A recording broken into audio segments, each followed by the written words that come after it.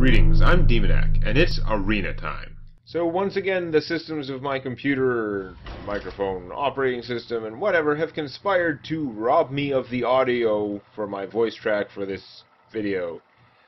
We'll be dubbing over it again. Don't think I'm going to have a lot of interesting voices this time. We're just going to get through this video. So, 3 wins, 2 losses, sudden death, 3 strikes, 4 balls, and... no, wait. That would be a bad baseball game. We're in the last inning, anyhow. I think. Unless I can pull off 2 wins in a row and get myself to the next video. We have a mage. That's always a good sign. You asked for it. I will. And look at this lovely starting hand. We have 2 in creature buffs, which is stupid without the creatures. It's tempting to keep the True Silver Champion, but I'm going to pitch it because if I have the sword but no minions I can cast, I'm probably going to be in an even worse place. Like, the sword is really good, but if it's not backing up any minions, it's just kind of treading water, usually taking damage, and it's not helping me, like, stabilize things. So, figured I'd try and get a cheaper minion. I did get the Razorfen Craft Hunter, which is cheaper than a sword, so it's good from that perspective, and it does put some stuff on the table. Of course, my opponent, to thwart me, has a moderately fast start. Reporting for duty. What could potentially be a super fast start, but I don't know. I'm just seeing like a 3-2, and I mean, she could Mirror Image for free, she could Arcane Missile for free, there are all kinds of bad things that could happen, and instead, it's another Apprentice. Well, now she could cast spells 2 mana cheaper, which is bad. It does mean she left my 1-1 alive, but there's not a lot my 1-1 can do. I have to choose between playing the Harvest Golem for his Death Rattle power to come back and then get killed immediately, or the Razorfen Hunter, who has a much crappier, like, secondary guy, but he does come out right away. See which one I went for.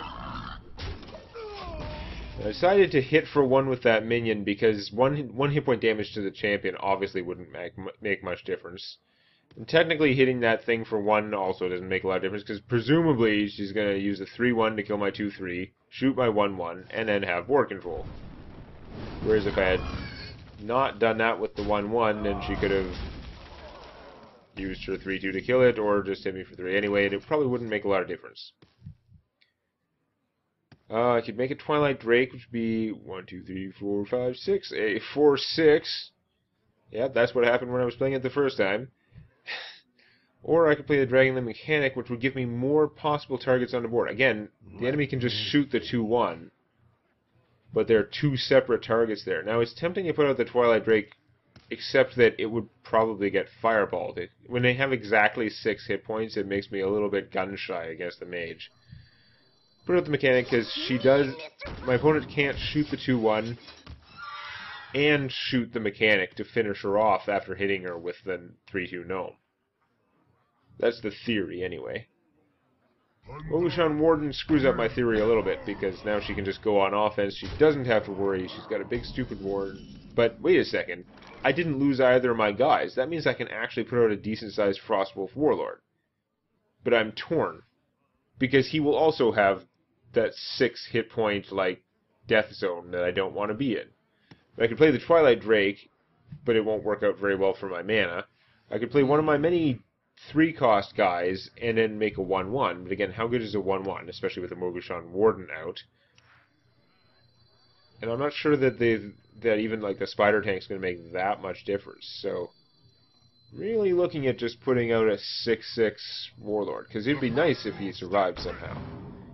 Now, my 2-1 is not likely to survive. But I'm going to go and hit him with the 2-4 instead, because, I mean, it's still alive now. But now that guy's low enough that I could kill him with the Warlord. I'm thinking of leaving the Dragonling alive, because unless there's an AoE, if an AoE comes out, I'm going to look pretty stupid. But otherwise, my opponent has to choose what to shoot. She can't shoot and kill everything. She'll still have to spend mana on that. Oh, well, that's lovely. She's going to spend mana and Fireball, and of course it's 1 cheaper, so she can still afford to kill that guy, so it didn't do the damage to the Warden, and now everything sucks.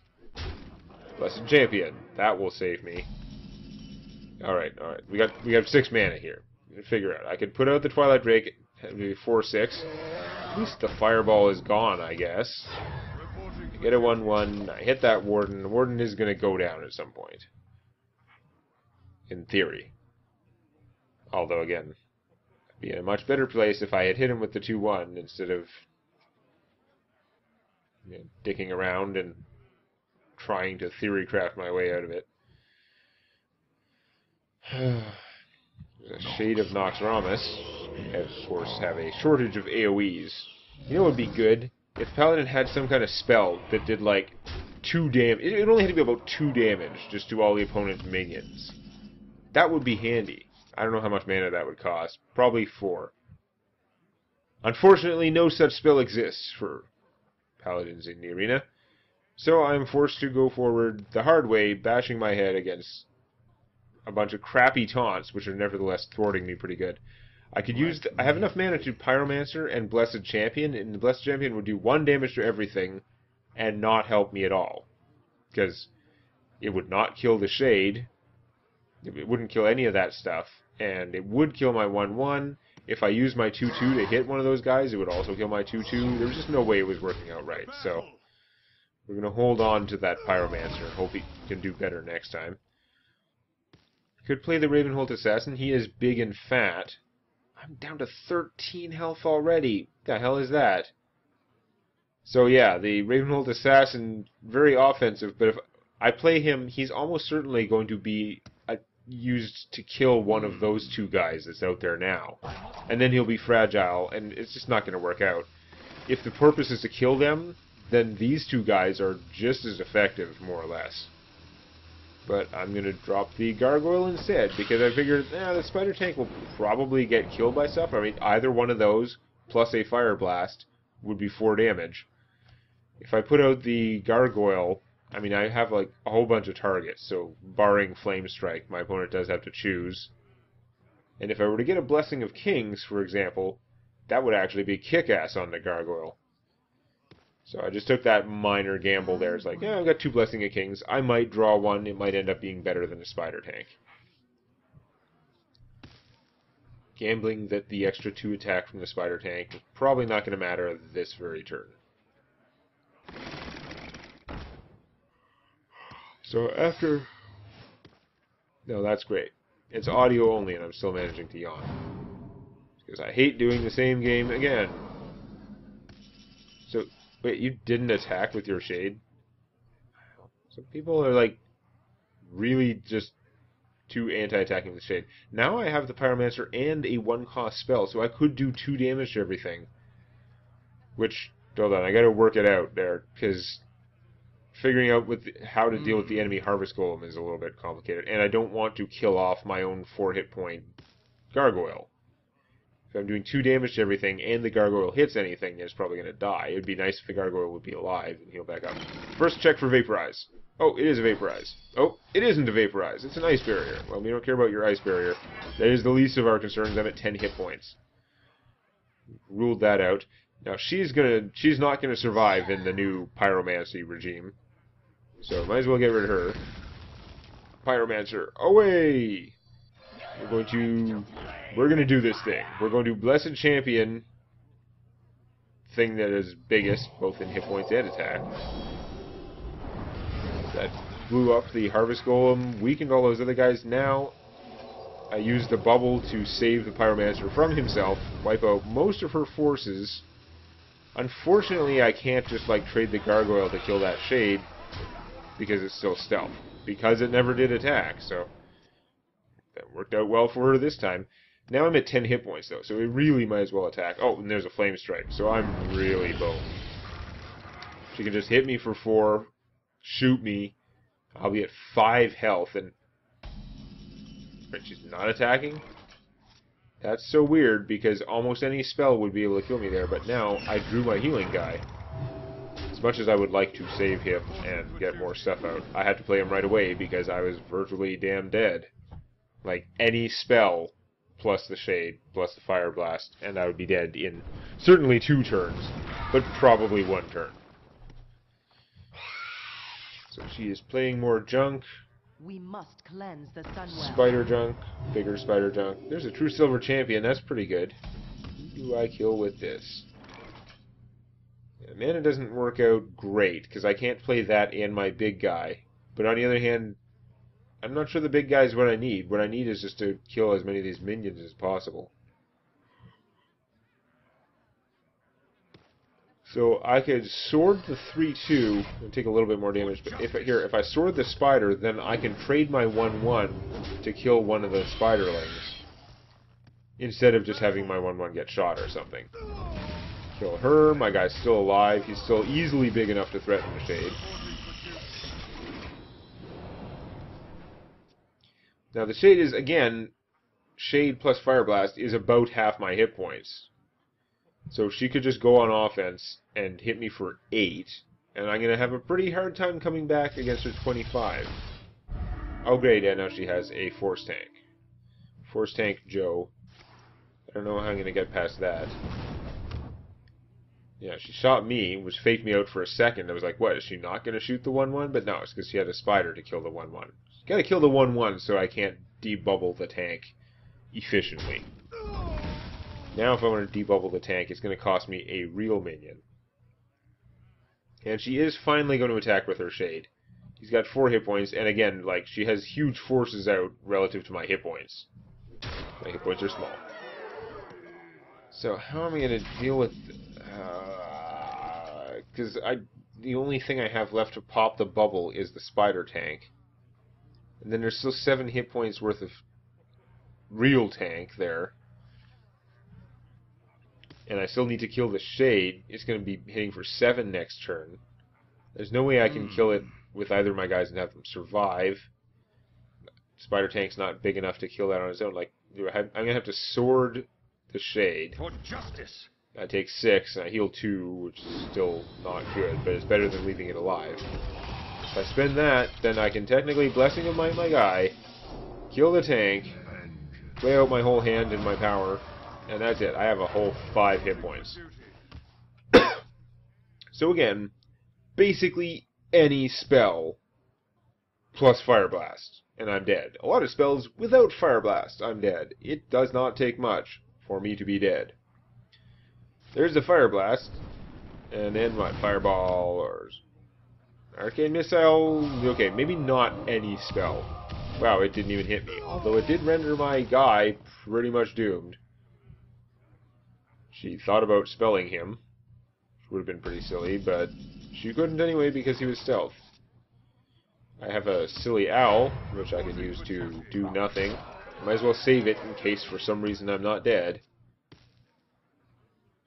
I knocked her health down a little bit, but... oh look! I'm dead! And everyone was surprised. You can tell from my face. Yes, I appear to have died. Watch me as I blink a lot and maybe check what...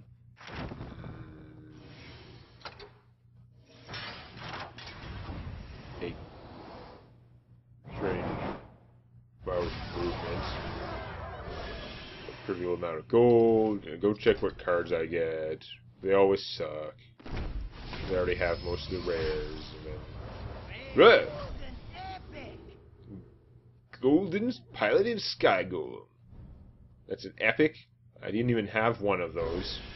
Now I have a gold one. So, okay. It's harder to complain about that. Let's see. I could just go play a game with my rogue deck, which is what I always do, but I played a lot of games with my rogue deck. Subjected you to that. Let's figure out what's in my warlock deck. I don't even remember necessarily. What is in there? Oh, yeah, it's this one. So my warlock deck is kind of like exactly what I would love to have as an arena warlock deck. That doesn't necessarily mean it's the best constructed warlock deck. It's basically just full of meat. It has a whole lot of mechs. It's got the mech thing going on, plus like an Ogre Brute, Alexstrasza, and Molten Giants.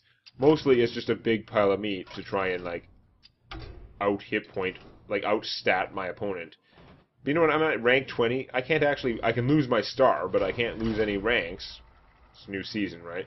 So, Yeah, let's go play Constructed and see what kind of crazy crud I run into that flattens me. But it might not flatten me, because I'm at rank 20 right now, and rank 20, it's a lot easier. Every once in a while I look at what my face is actually doing on the screen, and I like get confused about my talking, because I'm dubbing over my face. So, we're playing against a Hunter. Warlock versus Hunter, the classic match, where, on my turn, I pay 2 mana and do 2 damage to me. Then on his turn, he pays 2 mana and does 2 damage to me. Wait. That doesn't seem right. But it's the truth. It's a pretty decent looking starting hand, actually. I mean, if the Mech Warper stays alive for any period of time, whereas his first turn play is an incredibly crappy first turn play. It's in fact such a bad first turn play that if I was a Hunter and that was like the best thing in my hand, I would just probably not cast it. Because how is it helping you? Unless, of course, he has an Arcane Shot. In which case it was planning ahead, because then he could just hit my Mech Warper, Arcane Shot it, and not have to worry about me playing 3-cost stuff next turn. Like, by coining out the Mech Warper is like a perpetual coin.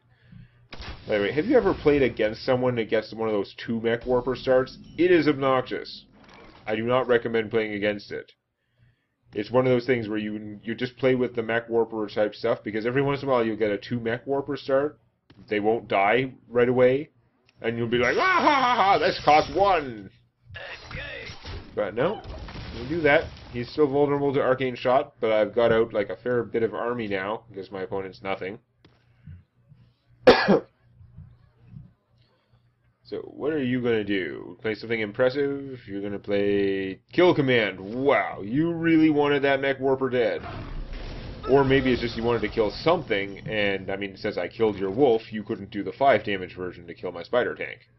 But either way, I still get out all my 3-cost, like, beefy fighting guys, so I'm pretty happy with that. Got a Doomguard in here. I don't think I'm still playing with the, whatever, the 3/4 demon with Death Rattle, who, like, when his Death Rattle is to summon a demon from your hand. For a while, I was doing both that and the mech thing, but I think I cut those 3/4 guys out. I still kept the Doomguards, though, because they're good for winning the game at the end, for, like, finishing your opponent. Especially if you can run out of cards in your hand, but honestly, he's just, like, very powerful. And Hanzo Meccano, also very powerful if you have several guys out. What am I going to do about this big-ass boar, though? Even if I kill the dog first, he's still going to, like, the boar is big enough to kill either of my guys. So I could either trade my guy's Death Rattle to kill it, or, I mean, I could Dark Bomb it, I guess, but I wouldn't be able to do much else with my turn other than draw a card.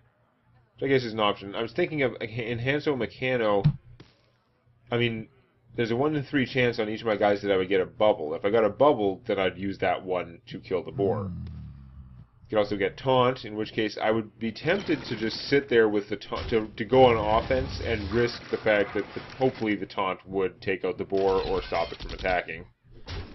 Even though that's a bit of a gamble. But instead, nah, instead of screwing around, I can put out that, which gives me a lot more, like, meat in play. A lot more hit points worth of stuff, potentially. And I killed all his forces, and mine are still alive for now, so that seems pretty good. What do you got, Hunter? You have a Starving Buzzard. I remember the good old days when a Starving Buzzard didn't take your entire 5 mana turn to do nothing with no combo and no cards drawn. Originally, he was a 2/2 for 2.